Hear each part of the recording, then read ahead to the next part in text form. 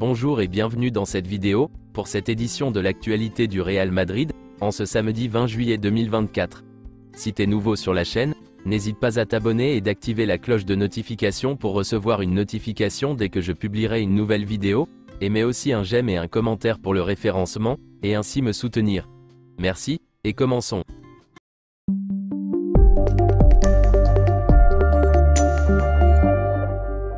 Voici quelques photos de la séance d'entraînement d'hier. Voici probablement le 11 de départ du Real Madrid pour la nouvelle saison.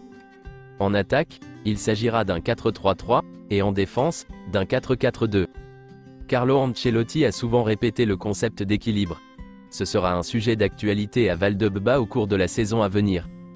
Ancelotti veut faire comprendre dès le début de la saison que tout le monde doit être sur la même longueur d'onde en attaque, et surtout en défense. Le staff du Real Madrid a le sentiment que la défense pourrait être moins fiable la saison prochaine. Les Madrilènes pourraient encaisser 10 à 15 buts de plus, mais ils espèrent que l'arrivée de Kylian Mbappé permettra d'augmenter considérablement le nombre de buts marqués. Le Real Madrid est la marque de football la plus précieuse et la plus forte au monde, selon Brand Finance. Le rapport Football 50 2024 établit la valeur de la marque du club à 1685 millions d'euros. Valdebebas fait partie des installations qui pourraient être utilisées par les équipes nationales pour s'entraîner et se préparer pendant la Coupe du Monde 2030. Voici le ballon qui sera utilisé pour les matchs de la Ligue des Champions de l'UEFA pour la nouvelle saison. Le Real Madrid annonce que le samedi 27 juillet, à midi, la présentation de notre joueur Endrick aura lieu au stade Santiago Bernabéu.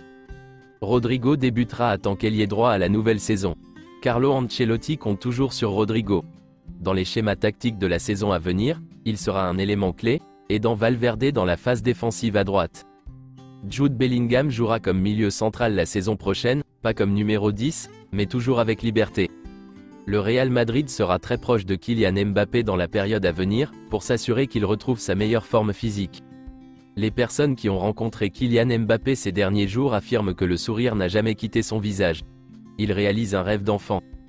Les débuts de Kylian Mbappé sont attendus avec impatience par le conseil d'administration, l'équipe d'encadrement et même ses coéquipiers. C'est officiel, Luka Modric et Lucas Vazquez ont renouvelé leur contrat au Real Madrid, d'une saison supplémentaire, jusqu'en 2025. Selon Fabrizio Romano, le Real Madrid se concentrera sur les renouvellements de Carvajal et Mendy dans les prochaines semaines. Le Real Madrid considérait Jorel Hato comme une opportunité potentielle, car son contrat se terminait en 2025. Mais en mars dernier, l'Ajax a renouvelé son contrat, et l'a retiré de la liste. Lenny Yoro, qui était une cible du Real Madrid, a finalement signé à Manchester United. Voici une déclaration de Fabrizio Romano. Lille a mis beaucoup de pression sur Lenny Yoro. D'après ce que l'on m'a dit, il est vrai que Lille a dit à Lenny Yoro que s'il restait et partait gratuitement au Real Madrid l'été prochain, il ne jouerait pas cette saison. Selon les dernières nouvelles, Jesus Vallejo restera au Real Madrid. Carlo Ancelotti a demandé au club de signer un défenseur central, mais il sait aussi qu'il n'y en aura peut-être pas. En tant qu'homme de club, il travaillera avec ce qu'il a sans causer de problème. Comme la saison dernière. Selon Matteo Moretto, le Real Madrid est calme en ce qui concerne la situation des défenseurs.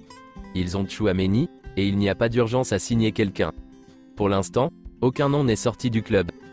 Le club va surveiller de très près la fenêtre de transfert au cas où une opportunité se présenterait sur le marché. Mais selon Mario Cortegana, le Real Madrid parle de la Serie A comme d'un endroit possible pour faire venir un défenseur central. Cependant, il n'est pas encore clair si le Real Madrid achètera un défenseur central. Selon Fabrizio Romano, le Real Madrid n'a pas encore reçu d'offre de Chelsea pour Andrij Lunin. Le seul sujet discuté est celui de Kepa qui donne la priorité absolue au Real Madrid, en cas de départ de Lunin. Kepa a reçu une proposition formelle d'Al Ittihad, mais attend toujours le Real Madrid. Son plan d'attente pour le Real Madrid est clair et décidé, en fonction de ce qui se passera avec la sortie de Lunin. Ancelotti et son staff ont apprécié Kepa en tant que joueur, mais aussi en tant que professionnel de haut niveau la saison dernière, sans jamais se plaindre. Le Real Madrid pourrait le faire revenir si Lunin s'en va. Selon Fabrizio Romano, depuis le mois de mars, le Real Madrid a commencé à s'intéresser à l'opération Trent, ils sont à l'affût, Trent a une très bonne relation avec Jude Bellingham. Le Real Madrid attend de voir ce qui se passe entre Trent et Liverpool. Le Real Madrid aime signer et surveiller les joueurs qui ont encore un an de contrat. C'est tout pour cette édition de l'actualité du Real Madrid, et merci d'avoir suivi la vidéo. Abonne-toi et mets un j'aime si t'as aimé la vidéo, et mets aussi un commentaire en donnant ton avis, et à la prochaine pour plus d'infos sur le Real Madrid.